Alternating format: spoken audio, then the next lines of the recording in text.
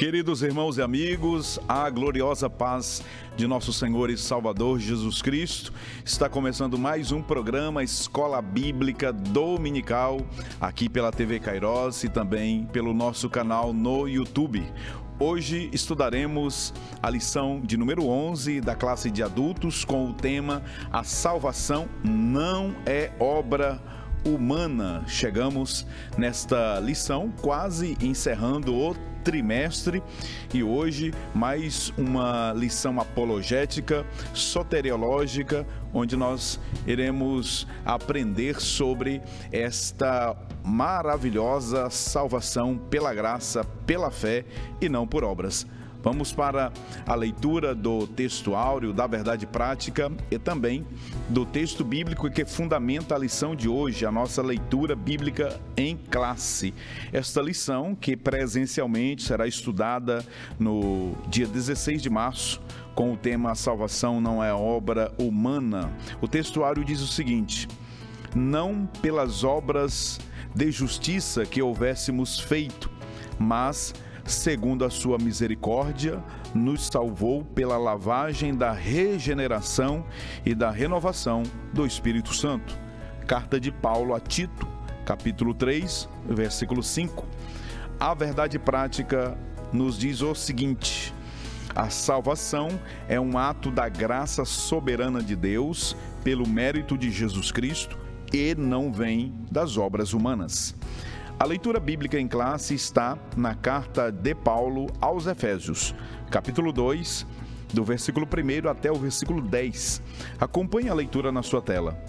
E vos vivificou, estando vós mortos em ofensas e pecados, em que, noutro tempo, andastes segundo o curso deste mundo, segundo o príncipe das potestades do ar, do Espírito, que agora opera nos filhos da desobediência, entre os quais todos nós também antes andávamos nos desejos da nossa carne, fazendo a vontade da carne e dos pensamentos, e éramos por natureza filhos da ira, como os outros também.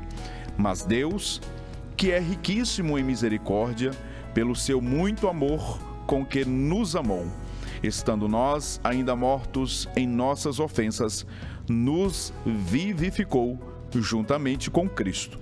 Pela graça sois salvos, e nos ressuscitou juntamente com Ele, e nos fez assentar nos lugares celestiais em Cristo Jesus, para mostrar nos séculos vindouros as abundantes riquezas da sua graça, pela sua benignidade para convosco, em Cristo Jesus. Porque pela graça sois salvos, por meio da fé. E isso não vem de vós, é dom de Deus. Não vem das obras, para que ninguém se glorie. Porque somos feitura sua, criados em Cristo Jesus para as boas obras, as quais Deus preparou para que andássemos nelas. 3 objetivos, mais uma vez, nós iremos buscar alcançar na lição de hoje. O primeiro objetivo, ensinar a respeito da doutrina da salvação sob a graça de Deus. O segundo objetivo, elencar ensinos inadequados sobre a salvação na antiguidade. O terceiro objetivo, correlacioná-los aos ensinos inadequados sobre a salvação na atualidade. No primeiro bloco do programa, portanto, o primeiro tópico, iremos falar sobre a salvação sob a graça de Deus. Vamos abordar 3 pontos importantes. O primeiro, a descrição do estado espiritual humano, conforme está escrito nos versículos 1 a 3 da carta que Paulo escreveu aos Efésios. O segundo ponto, mortos em ofensas e pecados, versículos 1 e 5. E o terceiro subtópico, a exegese dos versículos 8 a 10. Na lição de hoje, portanto, a lição 11, estudaremos a doutrina da salvação. Nós iremos aprender, reafirmar aquilo que a nossa confissão de fé, a confissão de fé das Assembleias de Deus no Brasil, já nos assegura, que a salvação ela é única e exclusivamente pela fé em Jesus Cristo, através da graça de Deus que foi manifestada a todos os homens. Nesta lição, também aprenderemos os ensinos soteriológicos inadequados à ortodoxia cristã, aquilo que a Bíblia nos apresenta como sendo a palavra verdadeira de Deus. Estará comentando esta lição aqui comigo o pastor Elias Gomes, o pastor Davi Arruda e o pastor Lucileno Cavalcante. Pastor Elias Gomes, a paz do Senhor Jesus, seja bem-vindo, meu amado, mais uma vez aqui ao programa, onde, pastor Elias, hoje o assunto é soteriologia, mas com um cunho naturalmente apologético. Afinal de contas, este trimestre está tratando da defesa da fé cristã. Muito bem, pastor Epaminondas, a paz do Senhor, pastor Leno, pastor Davi e todos os nossos irmãos que estão aí do outro lado nos assistindo. Nós cremos que esta lição é uma das mais importantes, por assim dizer, dentro da ortodoxia cristã, daquilo que nós defendemos como doutrina basilar da nossa fé cristã, uma vez que se trata do maior projeto de Deus para a raça humana, que é a salvação em Cristo Jesus. E aqui nós aprenderemos, o verdadeiro mérito da salvação das pessoas, e nós saberemos entender a partir desta lição como se dá o mecanismo propriamente dito, segundo a nossa perspectiva bíblico-cristã. Muito bem, pastor Davi Arruda, para o Senhor Jesus, seja mais uma vez muito bem-vindo para a gente conversar, dialogar sobre este assunto soteriológico, mas também, pastor Davi, apresentar aqui vários grupos heréticos que trazem conceitos distorcidos sobre como a salvação se processa. Bem-vindo, meu amado. Maravilha, Pai do Senhor, pastor Epaminondas, pastor Elias, pastor Leno, a todos os ouvintes que estão conosco. Esse assunto, pastor, como muito bem disse o pastor Elias, é de extrema importância, e hoje nós vamos tentar, através da Bíblia Sagrada, desfazer estes argumentos heréticos que trazem aí outros meios de salvação que não são por meio de Cristo. E através da Bíblia Sagrada nós vamos defender o nosso ponto. Maravilha. Pastor Leno Cavalcante, Pai do Senhor Jesus, seja mais uma vez muito bem-vindo. Pastor Leno, hoje na lição nós vamos abordar aqui pelo menos uns 5 ou 6 grupos heréticos que apresentam uma visão totalmente contrária sobre a salvação daquilo que nós confessamos. Portanto, pastor Leno, os professores desta semana terão muito trabalho em sala de aula, não é? Verdade, pastor Epaminondas, a paz do Senhor, paz do Senhor, pastor Elias, pastor Davi, a todos os nossos queridos irmãos que acompanham o programa. Realmente, a lição de hoje é uma lição que vai exigir muito de todos nós, que estudamos a palavra de Deus na nossa escola bíblica dominical, mas ao mesmo tempo uma lição que vai nos apresentar, deixar bem claro a respeito dessa doutrina, a doutrina da salvação. E ela é tão essencial para nós conhecermos, porque é a primeira mensagem que nós recebemos quando nós ouvimos a palavra de Deus, ouvimos falar a respeito da salvação. Então ela é tão importante para que a nossa fé esteja firmada. Ela é tão importante porque a igreja é responsável para anunciar esta mensagem de salvação, portanto tem que conhecer, e além do que defender a nossa fé contra as heresias. Muito bem, portanto vamos iniciar os comentários da lição de hoje.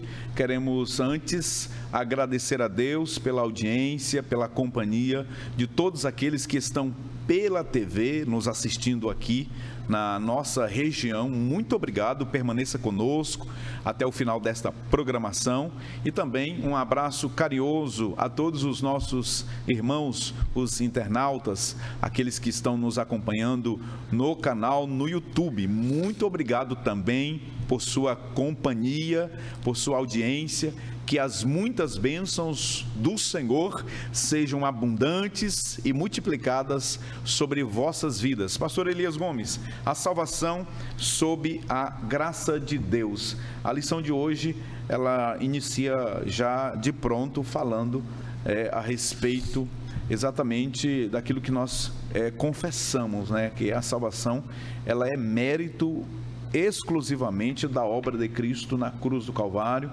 A morte de Jesus, ela, e tão somente ela, é suficiente para a salvação de todos os homens. E o primeiro ponto da lição, pastor Elias, nos apresenta o pastor Ezequias Soares, lá no finalzinho do seu comentário, aqui no primeiro ponto.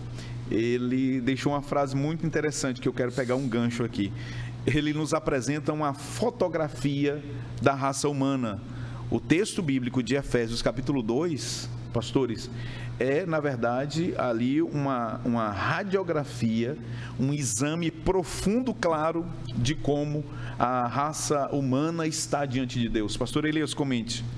Exatamente, pastor Epaminondas, e nós percebemos que o pastor Ezequias, ele se preocupou em ser muito didático nesse aspecto, linkando aqui o início desta lição, ou desse estudo da lição de número 11, com a essência da lição passada, uma vez que a existência do pecado e a existência daquela desobediência que causou uma queda generalizada, claro, isso proporcionou digamos que a necessidade urgente de salvação, de restauração. Então, esta lição, na verdade, ela apresenta de início um contraste entre a real situação do homem caído e a possibilidade de restauração por meio do sacrifício de Cristo, onde o homem poderia e pode ainda retornar à comunhão com o Pai por meio do sacrifício vicário, o sacrifício substitutivo, sobre o qual será tratado ao longo desta lição. Mas ele pega os 3 primeiros versículos do capítulo 2 de Efésios, que é, digamos assim, uma síntese da essência sobre a sotéria, a doutrina da salvação, a soteriologia, aquilo que nós chamamos de sotéria, que significa salvação, e logos, tratado, estudo, né, acerca. Então, nós vemos aqui, pastor Epaminondas, ele se preocupa em fazer uma descrição do estado espiritual humano ou de toda a humanidade. Eu achei isso interessante também, essa última frase, inclusive, eu fiz destaque aqui, porque realmente apresenta-se uma fotografia, e esse estado não é uma fotografia física, está se falando do estado espiritual, ético e moral no qual a sociedade ou a humanidade estava naquele contexto. Nós vemos aqui ele utilizando-se, dizendo por 2 vezes, no versículo de número 1 e também no versículo de número 5, uma das formas nas quais nós estávamos é que nós estávamos mortos em ofensas e pecados. E ele usa algumas expressões, nós que andávamos segundo o curso deste mundo. Olha só, depois ele usa ainda a expressão segundo o príncipe das potestades do ar. Ele ainda usa outra expressão dizendo que nós estávamos conforme a orientação do Espírito que agora opera nos filhos da desobediência, nós que andávamos nos desejos da nossa carne e nós que éramos por natureza filhos da ira. Enfim, o que é que nós queremos dizer com isso?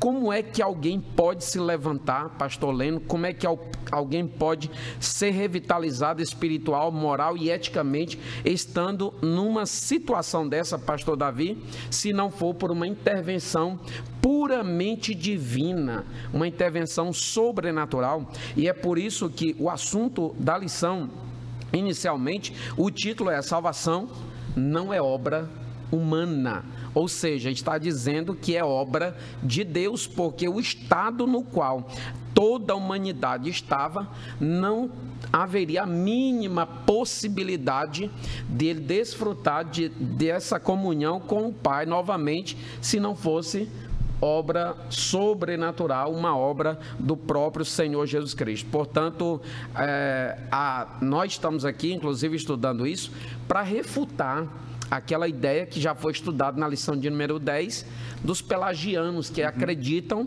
ou na verdade negam, desacreditam que o pecado de Adão, aquilo que nós chamamos de pecado original, tenha afetado a sua posteridade, tenha causado aquilo que nós chamamos de depravação total ou degradação moral. Então, nós vemos que o pecado de Adão afetou-nos, e não somente o pecado de Adão, mas também os de hoje, aquilo que se chama de pecado experimental. Portanto, nós podemos dizer que o pecado original, sim, ele ocasionou e isolou todos nessa queda. Por isso é que todos nós estamos nessa foto, querendo ou não, toda a humanidade estava assim enquadrado neste retrato deplorável, nesse retrato lamentável que era a queda de toda a raça humana. Muito bem. Pastor Davi Arruda, os versículos 1º e os versículos 5 do capítulo 2 da carta de Paulo aos Efésios trata sobre essa morte espiritual. Essa morte espiritual aqui, pastor Davi Arruda, fale sobre ela. Essa morte espiritual não deve ser entendida uma morte literal. Aqui é uma figura de linguagem, não é isso, pastor Davi? Perfeito, pastor Epaminondas. O capítulo 2 da carta do apóstolo Paulo em Efésios, para os Efésios, ela é uma carta profunda, como muito bem disse o pastor Elias e trabalhou, acerca do que éramos. Ele trabalha muito bem o que éramos e o que nos tornamos em Cristo Jesus. E algumas pessoas, elas não compreendem o poder, o efeito da salvação, a grandeza da salvação, pelo fato de não conhecer o tamanho da nossa necessidade de tê-la.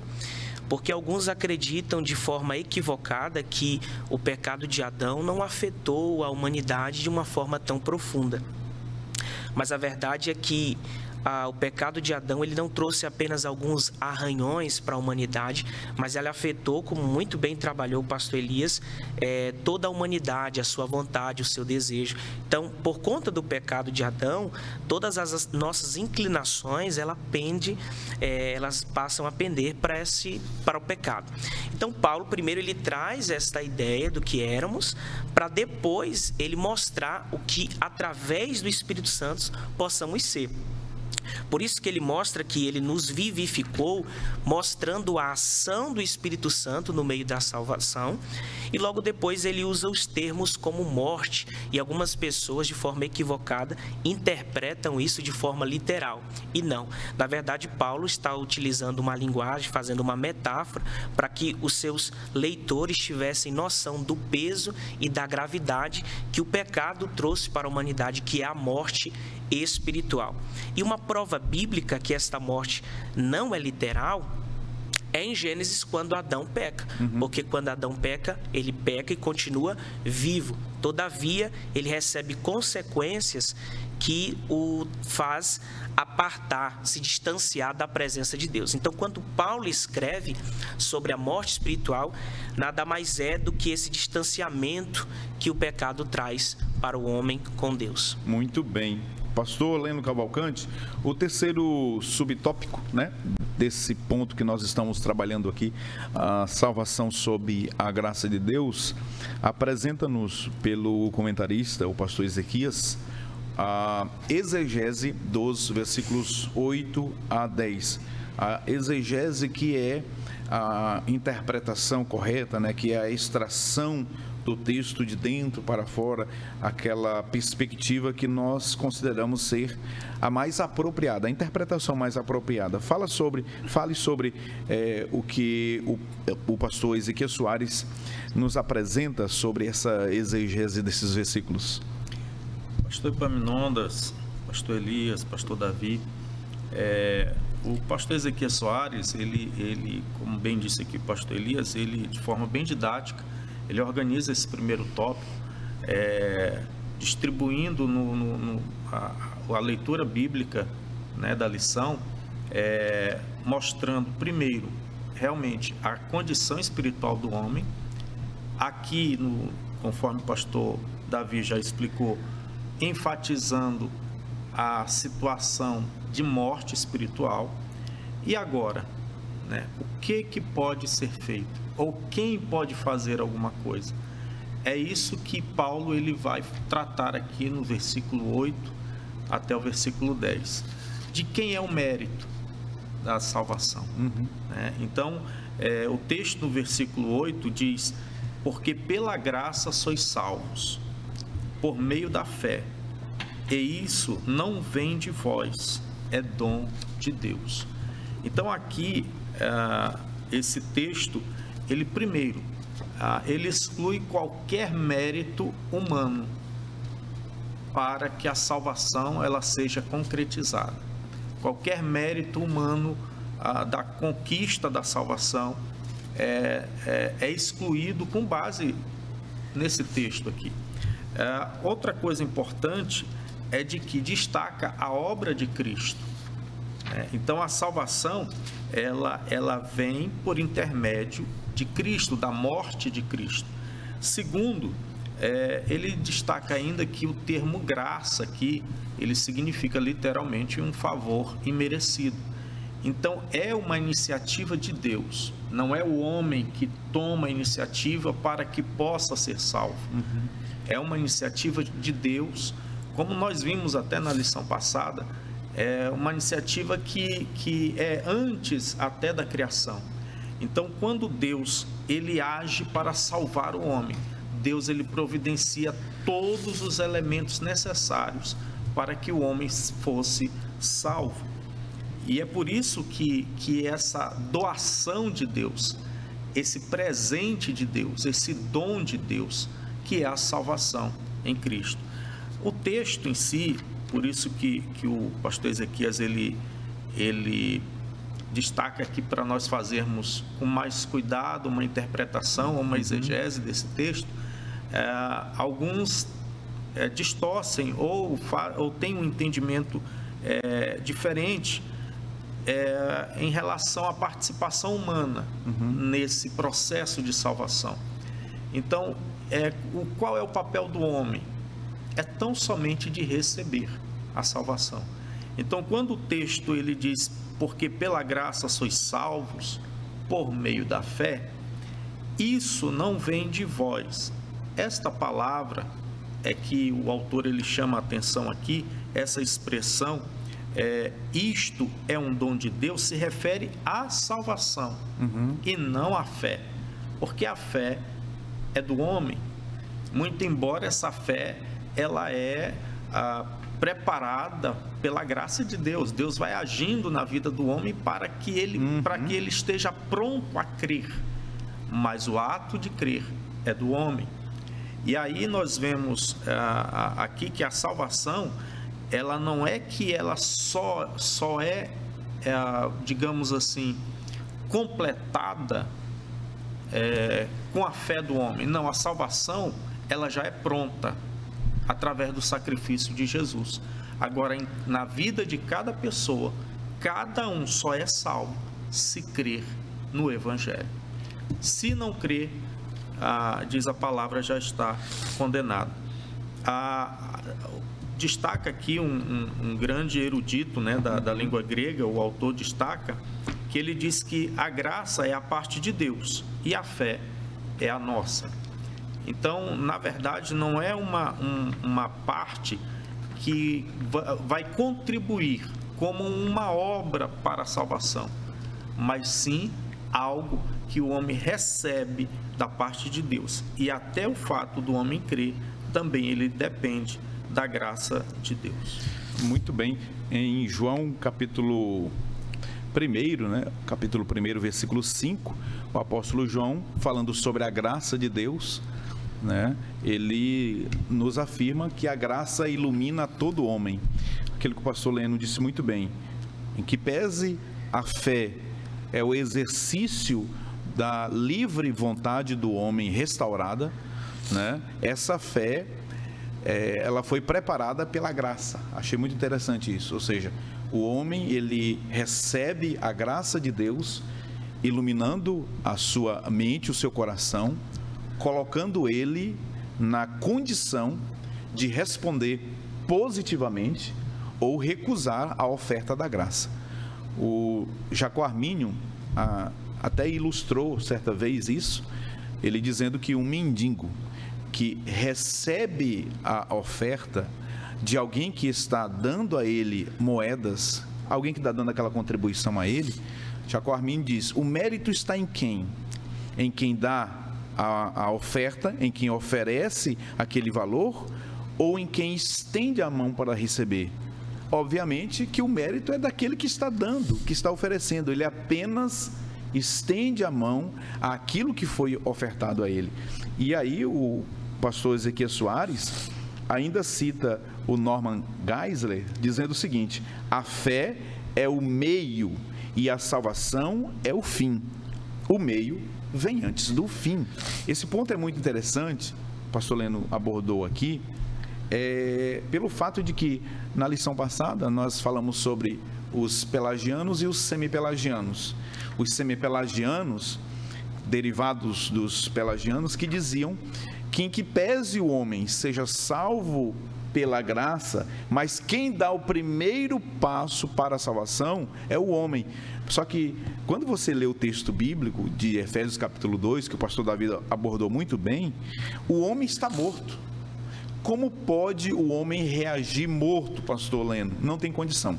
É por essa razão que nós entendemos que o exercício da fé, que o pastor Leno colocou aqui muito bem, ele é um exercício da fé, da livre vontade do homem, diante da oferta de salvação, da graça, né, da obra de Cristo, dos méritos de Cristo, mas a partir da própria graça de Deus, que o habilitou para então responder positivamente ao chamado para a salvação, ou mesmo recusar, resistir à oferta de salvação. Diante disso, nós aprendemos nesse primeiro ponto da lição que a salvação, ela é uma obra, pastor Elias, exclusiva de Cristo. Os méritos são de Cristo. Nós apenas fomos vivificados por essa graça maravilhosa que nos alcançou. No próximo tópico, nós iremos estudar soteriologias inadequadas na antiguidade. Esse ponto da lição aqui, o comentarista começa a trazer quais são os conceitos, quais são os pensamentos e ideias soteriológicas contrárias à própria Escritura. Mas permaneça conosco, porque falaremos sobre isso depois do intervalo. Em instantes estaremos de volta. Até já.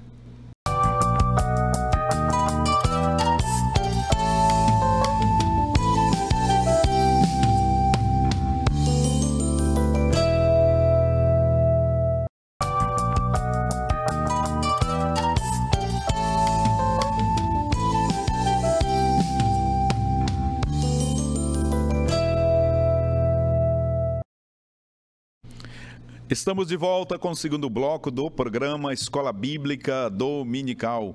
Você que está chegando agora, ligou seu televisor ou acessou o canal no YouTube. Hoje estamos estudando a lição de número 11 com o tema A salvação não é obra humana, naturalmente, ela é uma obra de Deus. Neste ponto da lição, nós vamos estudar soteriologias inadequadas na antiguidade. Vamos apresentar aqui pelo menos 3 pensamentos, 3 ideias formatadas contrárias, naturalmente, à palavra de Deus sobre a salvação. Os reencarnacionistas é o primeiro ponto. Depois vamos falar sobre os galacionistas, os legalistas judaizantes, e depois sobre os gnósticos, essa corrente filosófica que também tem uma influência ainda hoje na atualidade sobre estes temas. Pastor Elias Gomes, vamos falar primeiro sobre a doutrina da reencarnação ou os reencarnacionistas, que são muitos os grupos, não é, pastor Elias, espalhados aí pelo mundo, sobretudo ali os orientais. Exatamente, pastor Epaminondas. Existem inúmeros segmentos religiosos que têm lentes diferentes da nossa, que procuramos observar aquilo que de fato as escrituras falam, né? Nenhuma interpretação ela deve ser feita de forma particular ou para atender determinados interesses ou conveniência. nós devemos observar o que a Bíblia de fato diz. E quando nós observamos a doutrina da salvação, dentre esses movimentos que nós chamamos de heterodoxos e que fazem interpretações equivocadas e errôneas acerca da salvação, existem dentre eles, que serão tratados sobre alguns aqui, os reencarnacionistas. E os reencarnacionistas, o próprio nome já diz, é porque eles pregam, evidenciam como verdade e como verdade absoluta a possibilidade de reencarnação. Reencarnação. Nós estamos falando aqui de reencarnação e não de encarnação. Nós acreditamos piamente na doutrina da encarnação. Inclusive foi tratado aqui em João capítulo 1, em lições cristológicas de programas passados, que o Senhor, na condição de verbo, se fez carne e habitou entre nós. Então, o processo da encarnação. Agora, o que está se falando é da reencarnação. Entre esses movimentos existem o hinduísmo, budismo, jainismo, sikheísmo e um dos mais conhecidos é o movimento kardecista, né? De Allan Kardec, o francês, e todos nós já temos ouvido e visto que eles pregam contundentemente no que diz respeito à doutrina da reencarnação, e eles acreditam o seguinte, que a pessoa quando morre, ela não finda ali propriamente, ela cai num ciclo de renascimentos e ela vai partindo para um processo de evolução, um progresso evolutivo, até que esses ciclos se fechem e a pessoa, e essa roda, como fosse uma roda, né, de ciclos, ela pare de girar. E aí a pessoa vai para uma progressão ou para uma regressão. E nós vemos que é algo absurdamente contrário à palavra de Deus, uma vez que nós temos algumas referências, como Salmo 78, verso 39, nós temos João, capítulo 9, versículo 1 ao 3, mas, em especial, aquilo que nós consideramos o texto áureo para combater esta famosa heresia do reencarnacionismo, é Hebreus capítulo 9, versículo 27, diz que o homem está sujeito a morrer uma só vez, vindo depois o juízo. Então, a palavra de Deus, ela é muito clara, ela é muito evidente para não conceber e, pelo contrário, nós que cremos na palavra de Deus, refutar contundentemente essa ideia de reencarnação. E ainda há um grupo dentre os reencarnacionistas, pastor Epaminondas, pastor Davi, pastor Leno, eles acreditam, o pastor até escreveu aqui no livro de apoio, dizendo assim: outros creem que a alma pode se transmigrar para seres inferiores, como animais e até mesmo insetos, como o movimento Hare Krishna na atualidade. Nós vemos que isso aqui é uma realidade. E é uma realidade para a qual nós devemos abrir os olhos, uma vez que isso aqui está sendo estudado, é justamente para que a liderança da igreja, os professores de escola dominical, os mestres, né, sobre quem há uma responsabilidade muito acentuada no que diz respeito ao ensino, abra os olhos doutrinariamente para essas verdades. Então, há pessoas que até dizem, não, eu não posso matar esse inseto, porque isso aqui pode até ser um parente nosso de tempos anteriores que veio e se reencarnou. Olha só essa.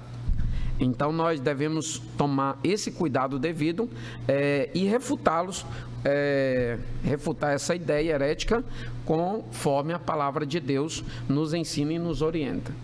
Muito bem, pastor Davi Arruda, o segundo grupo de heréticos, né, que apresentam aí uma soteriologia inadequada, ou seja, que frontalmente ataca a doutrina ortodoxa da salvação, são os legalistas judaizantes, que na atualidade, existem muitos representantes deste grupo aí, não é, pastor Davi? Mas fale para nós o que significa essa expressão, os galacionistas, o que o pastor Ezequias Soares quer dizer com esse termo, até para conceituar aqueles que nunca ouviram essa palavra. Muito bem, pastor.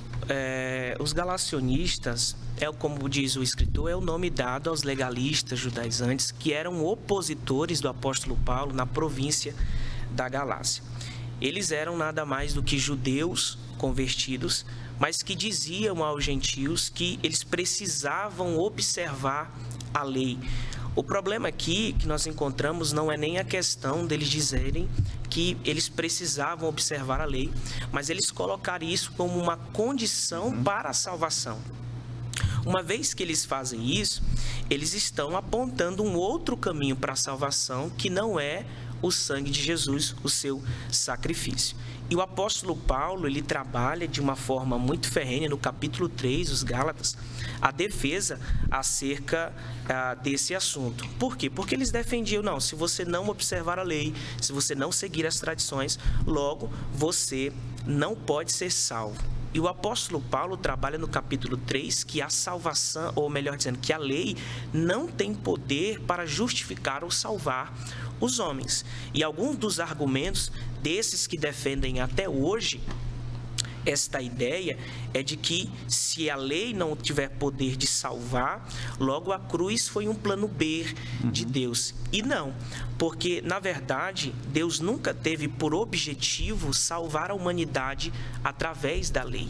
O apóstolo Paulo, no capítulo 3 dos Gálatas, no verso 24, ele diz que a lei foi a nossa tutora. Tutora de quê?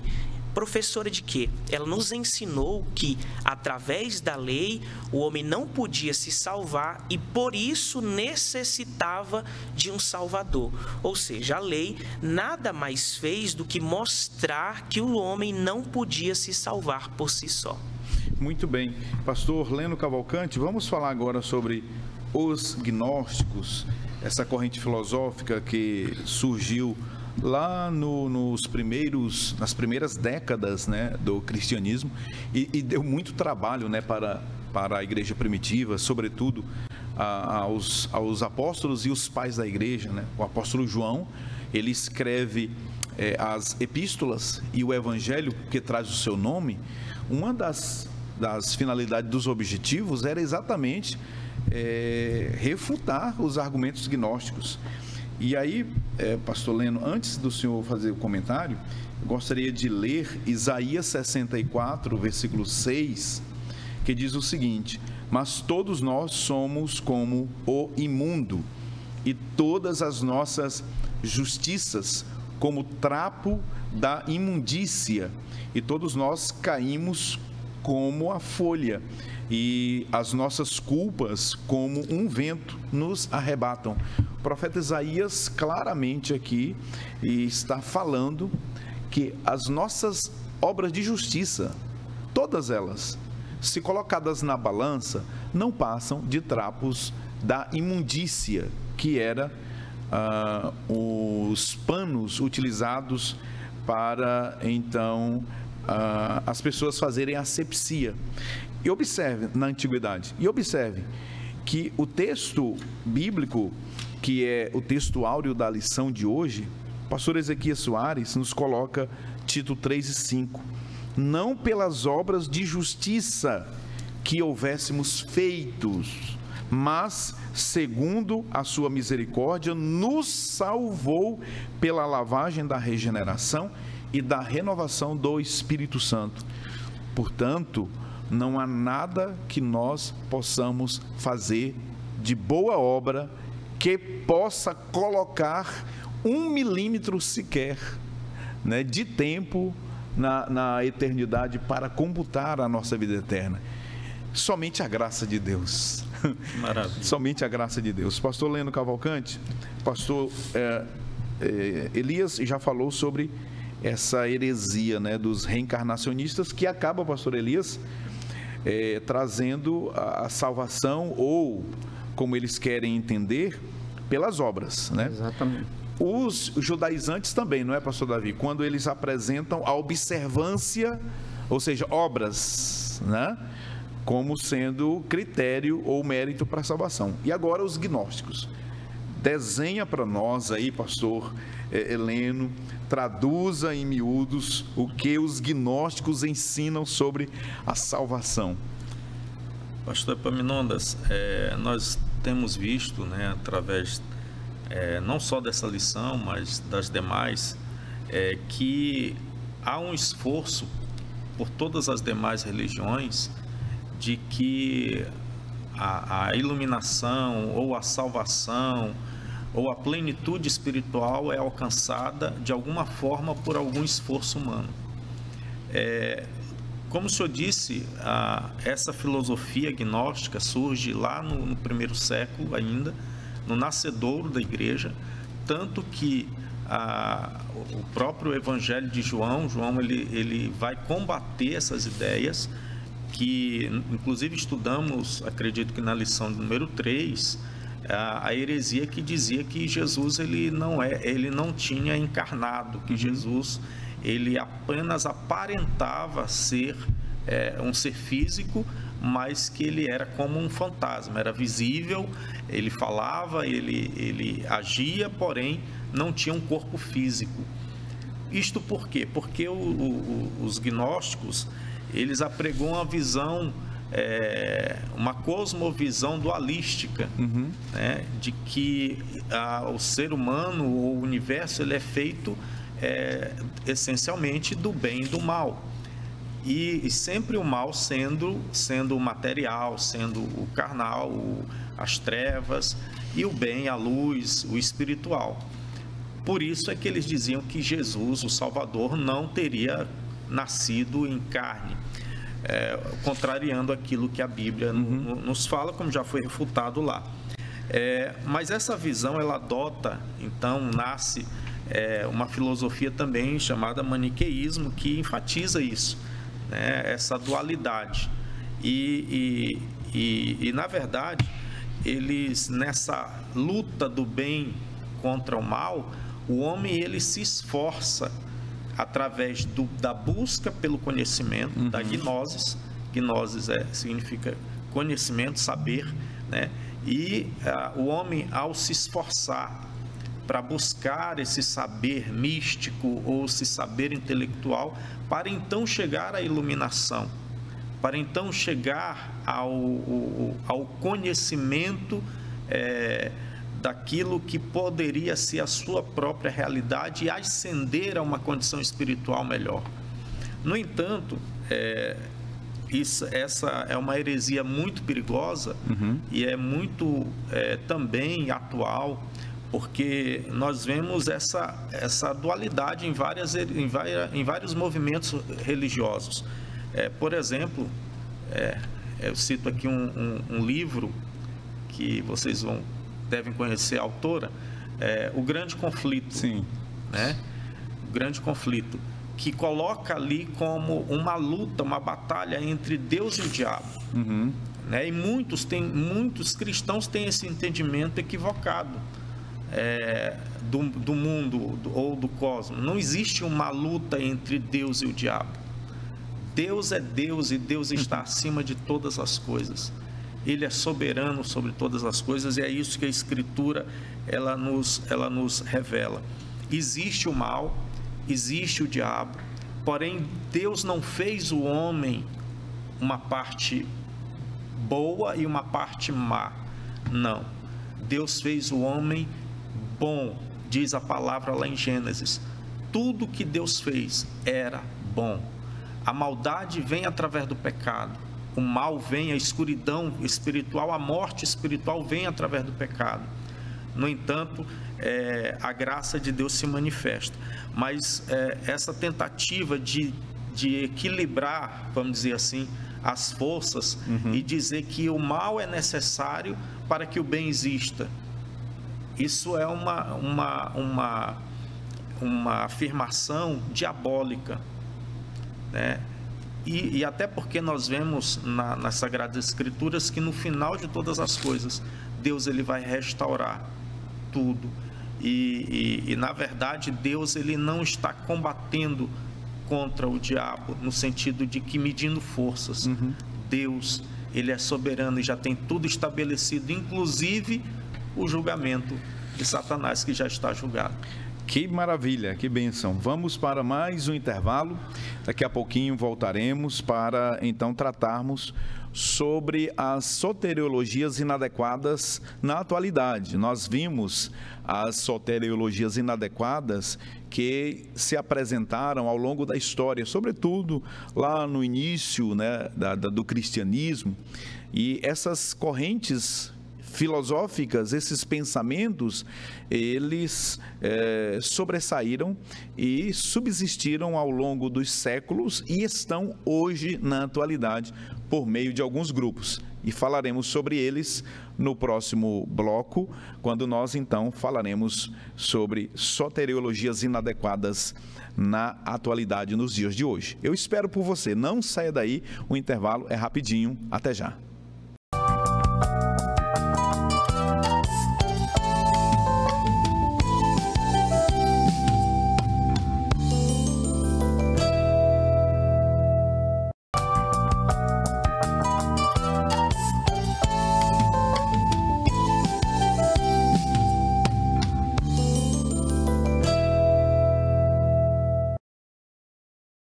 Estamos de volta com o terceiro e último bloco do programa de hoje, estudando a lição de número 11, você que está chegando agora.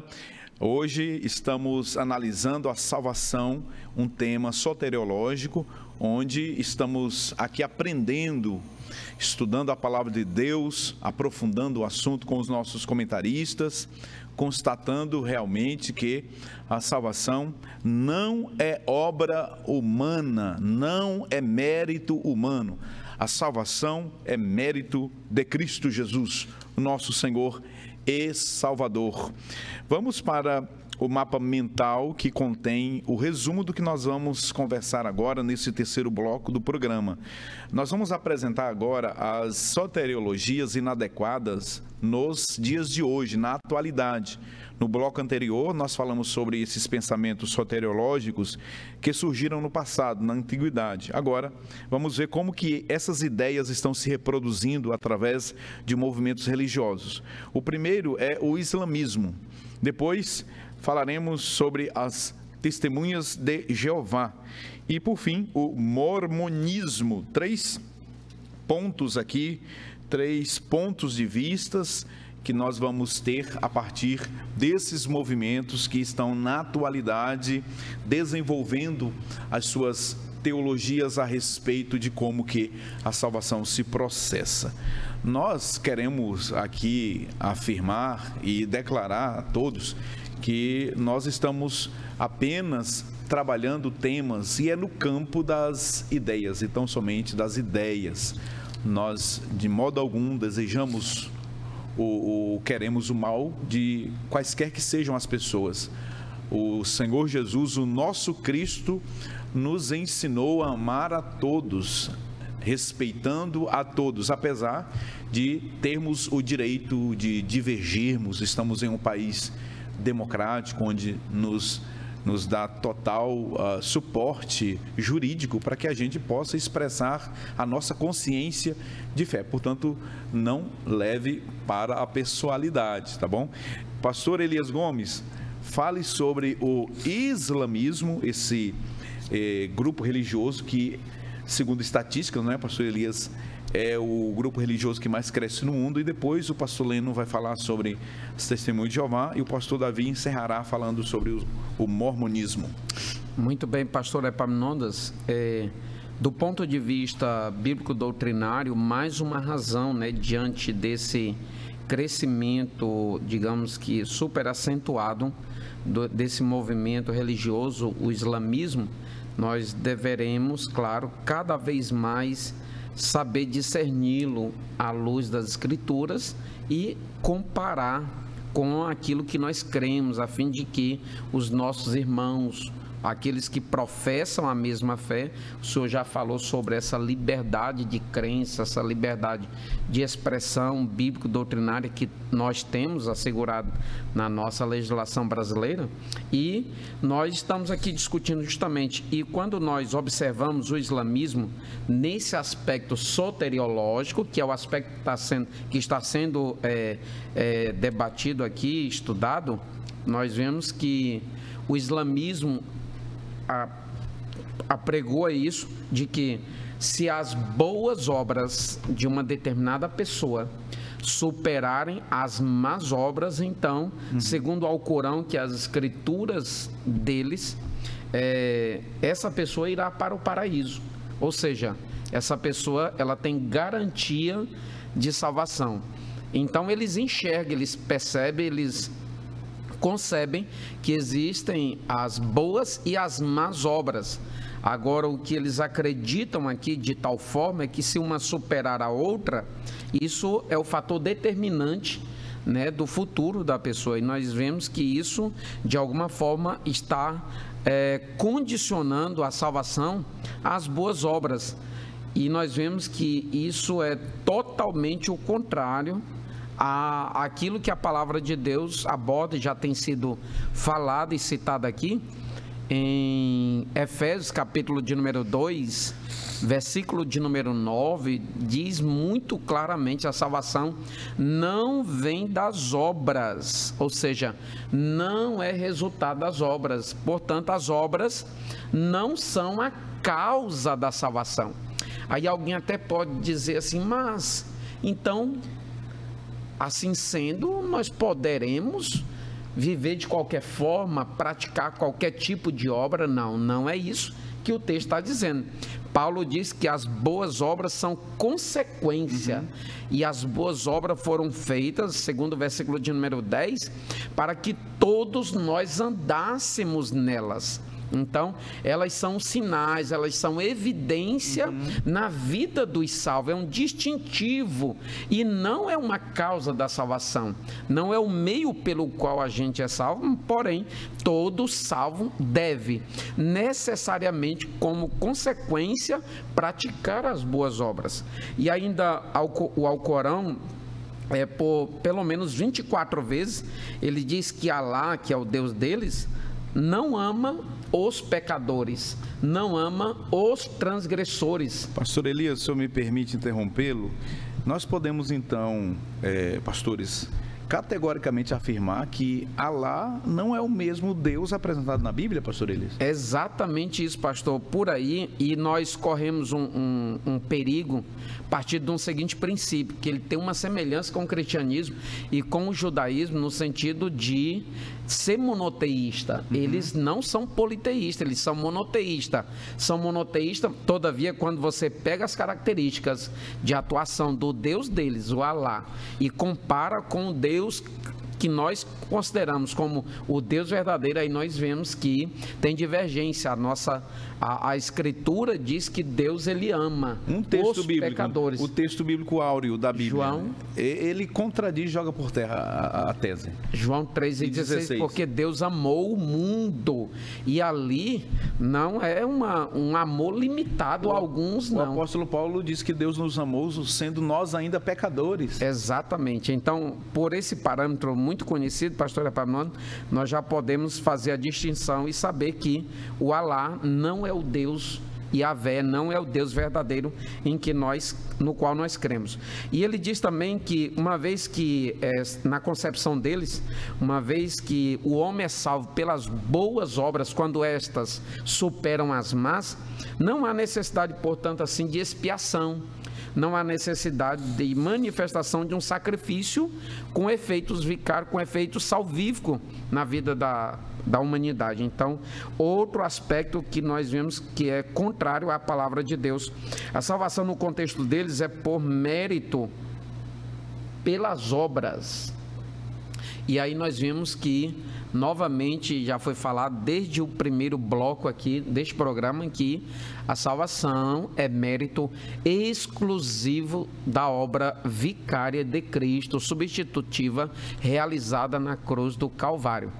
Pastor Epaminondas, só evidenciar, porque ainda há quem desonestamente nos denomine ou nos taxe como semipelagianos, dizendo que nós acreditamos que a salvação, em parte, se deve a esforço humano. Nós nunca afirmamos isso, não tem um só, porque nós temos uma linha soteriologicamente arminiana e não há uma só afirmação em nossos estudos que nós cremos, ou no nosso documento de fé, oficialmente falando, não tem. Nós acreditamos que a participação humana é tão somente aquela reação positiva sobre a qual o Senhor já falou, e não se trata de mérito. Nós estamos aqui afirmando que, novamente, o mérito é totalmente de Cristo, portanto, a obra da salvação é uma obra totalmente do Senhor e não humana. Muito bem. Pastor Leno Cavalcante, vamos falar agora sobre o segundo movimento religioso, que apresenta uma soteriologia, por assim dizer, inadequada. E aqui, mais uma vez, nós queremos afirmar que discordamos naturalmente, né, dessa teologia, mas respeitamos essas pessoas, né, que de boa fé seguem esses ensinamentos, mas nós acreditamos que elas estão equivocadas. Fale sobre as Testemunhas de Jeová. Pastor Epaminondas, as Testemunhas de Jeová, um movimento, né, surgido até certo ponto recente, né, tem fundamento nas mensagens de Russell, enfim. No entanto, a soteriologia desse movimento está baseada essencialmente na organização, ou seja, eles são exclusivistas, que é uma característica quase que geral das seitas. Aqueles que não pertencem a esse segmento estão perdidos. Aqueles que fazem parte da organização, e somente na organização é que há a salvação. E nós louvamos a Deus porque nós aqui em Marabá completamos agora 100 anos de existência da nossa querida Igreja Assembleia de Deus em Marabá. No entanto, nós não pregamos que a salvação ela está somente na Assembleia de Deus. Perfeito. A salvação está em Cristo Jesus. E aqui as chamadas Testemunhas de Jeová, eles classificam a salvação em dois grupos, né? São a classe dos ungidos, que são aqueles que eles propagam, os 144 mil que estarão no céu, enfim, e a classe da grande multidão, que serão aqueles que habitariam num paraíso terrestre.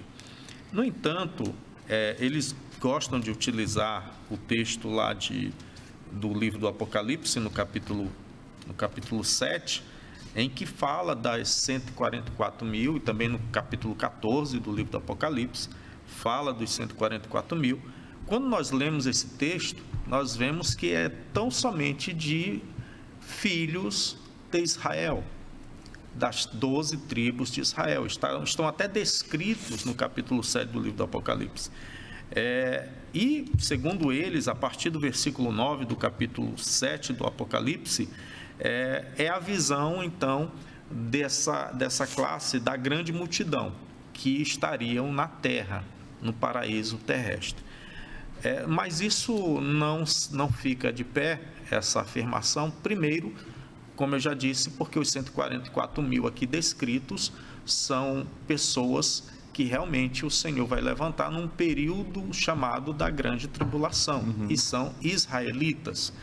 E aqui no versículo 9 do capítulo 7 do Apocalipse está escrito assim: depois destas coisas olhei, e eis aqui uma multidão, a qual ninguém podia contar, de todas as nações e tribos e povos e línguas, que estavam diante do trono e perante o Cordeiro, trajando vestes brancas e com palmas nas suas mãos. Aqui esses que são aqueles que foram mortos durante a grande tribulação já estão diante do Senhor. as suas almas. E aqui nós vemos que João ele está num ambiente celestial.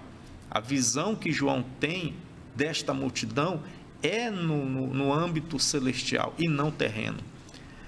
E segundo eles alegam que diante do trono aqui significa que eles estão na terra, que o trono do Senhor preenche toda a terra, enfim.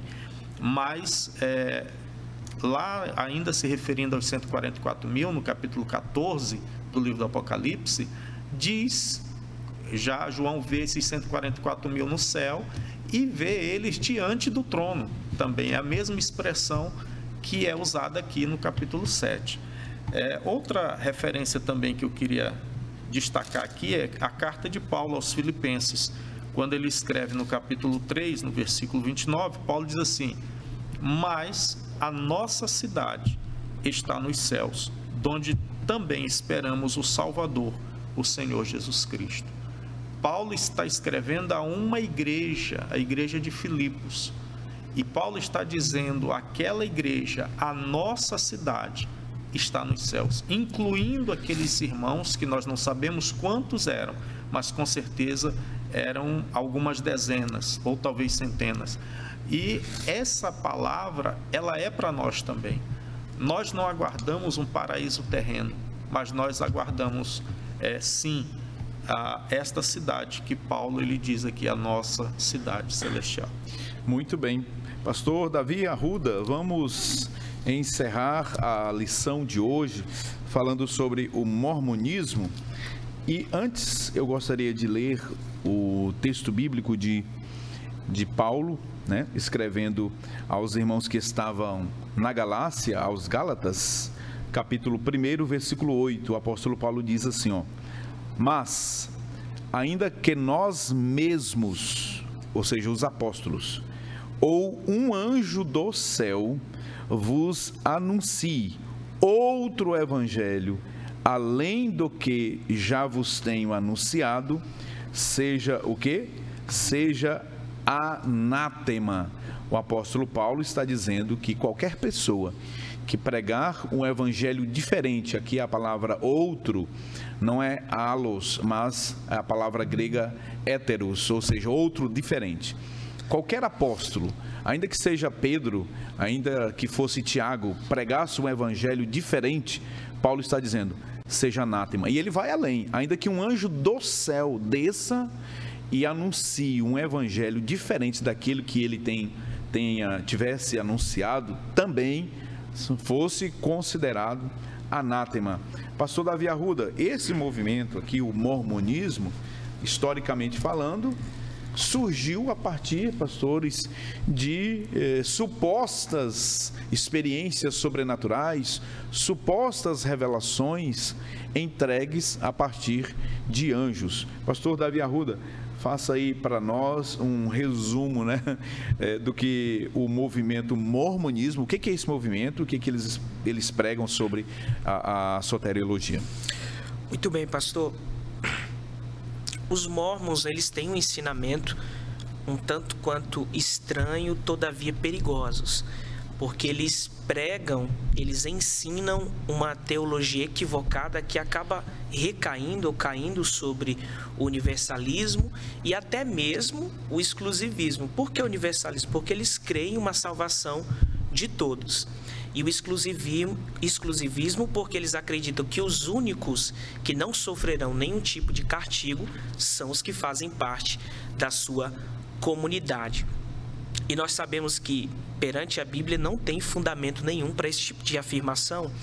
E outra heresia que eles pregam é que os que não fazem parte da sua comunidade, como eu já disse, sofrerão algum tipo de castigo, caindo até mesmo na ideia de uma espécie de purgatório que haverá. Mas, porém, essa, por mais que seja terrível, não é a heresia mais grave que eles pregam. Porque dentro da regra de fé deles, olha o que o escritor diz. Segundo os artigos 3 e 4 da sua regra de fé, a fé em Jesus, o arrependimento, batismo por imersão e imposição das mãos, mas há outros requisitos. Um deles é aceitar Joseph Smith Jr. como porta-voz de Deus. Então observe que a teologia, a pregação deles tem certas pitadas de verdade, mas no fim ela é nociva, ela é terrível, porque ela diz, olha, para completar a salvação, vocês precisam aceitar Joseph Smith Jr. como um porta-voz de Deus. E biblicamente isto cai por terra, porque Jesus não precisa de um co-salvador, não é?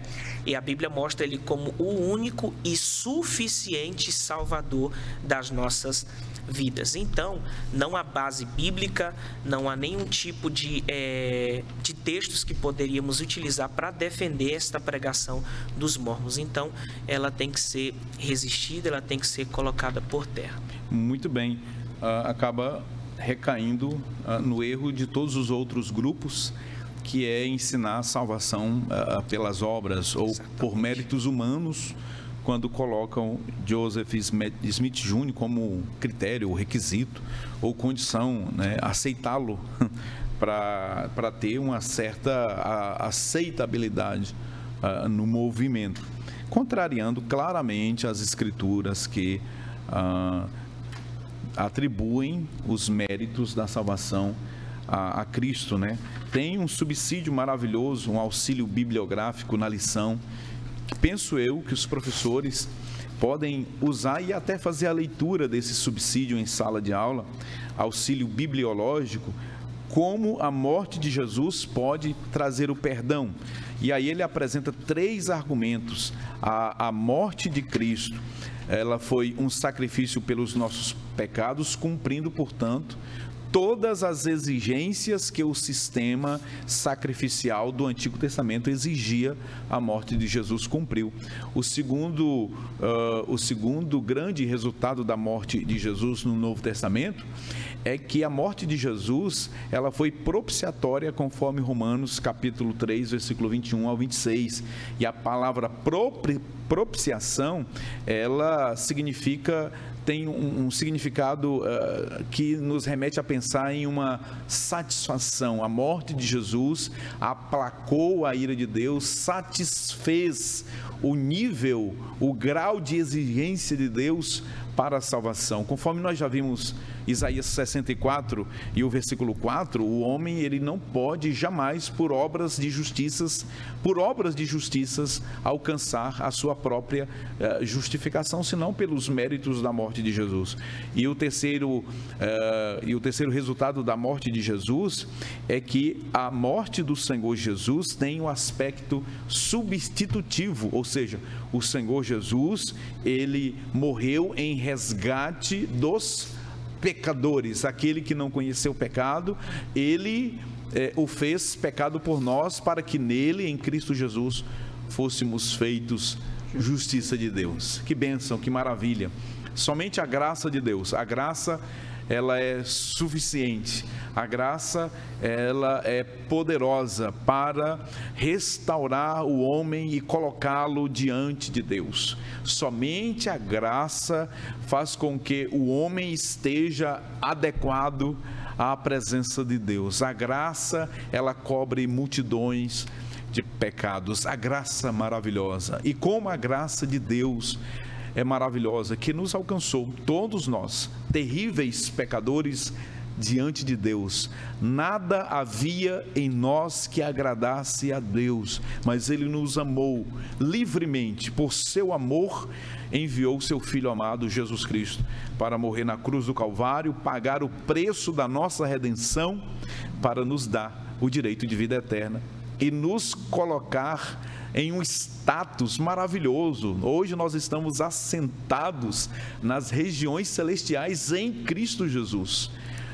Embora fora da igreja há salvação, da igreja denominacional, da igreja local, mas fora de Cristo jamais. A igreja de Cristo, ela está em todas as partes, e toda a igreja que está em Cristo é a igreja que professa a fé verdadeira e, portanto, a mensagem de salvação genuína. Que bênção. Deus te abençoe, Deus te guarde. Nós esperamos por você na próxima semana, onde nós iremos falar a penúltima lição deste trimestre maravilhoso. A igreja tem uma natureza organizacional. Agradecemos a Deus por você estar conosco até agora. Deus te abençoe, você, sua casa, sua família. Poderosas bênçãos de Deus seja sobre você. Agradecemos a Deus também pela vida dos nossos irmãos que trabalham conosco aqui nos bastidores, a produção do programa. Louvamos a Deus pela vida dos nossos comentaristas. Pastor Elias Gomes, meu amado amigo, irmão, obrigado. Deus abençoe o senhor, sua família, sua casa. Pastor Davi Arruda, Deus abençoe. Pastor Leno Cavalcante, Deus abençoe poderosamente todos vocês. Nós louvamos a Deus pela vida do nosso pastor Salles, presidente desta igreja, que esta última semana completou o seu centenário, 100 anos de Pentecostes aqui na nossa cidade, 100 anos pregando o evangelho genuíno. Jesus salva, Jesus cura, Jesus batiza com o Espírito Santo e Jesus em breve voltará. E com essa mensagem nós encerramos o programa de hoje, pedindo ao pastor Elias que nos despeça em oração. Oremos então. Deus eterno, Senhor maravilhoso, nós te agradecemos pelo teu poder, pela tua santidade, pelo teu cuidado, pelo teu amor, o teu zelo estendido a nós, Senhor, por mais que não mereçamos, por mais que não sejamos dignos, Senhor, tu manifestaste, ó Deus, salvação a todos nós. Deus, dá, Senhor, graça a todos aqueles que assistirem, ó Pai, este programa, ó Pai, ouvirem esta palavra, que eles possam reagir positivamente ao chamado para a salvação. Ó Deus, nós te glorificamos pelo nosso nome está escrito no livro da vida, Senhor, pela purificação dos nossos pecados por meio do teu sangue. Deus, vem continuar abençoando o teu servo, pastor Epaminondas, sua família, pastor Davi Arruda, sua família, pastor Leno, sua família, todos quantos estão nos assistindo, ó Pai, que a tua bênção seja uma realidade, ó Pai, sobre a vida e sobre a família de cada um. Em nome de Jesus, nós te agradecemos. Amém. Amém.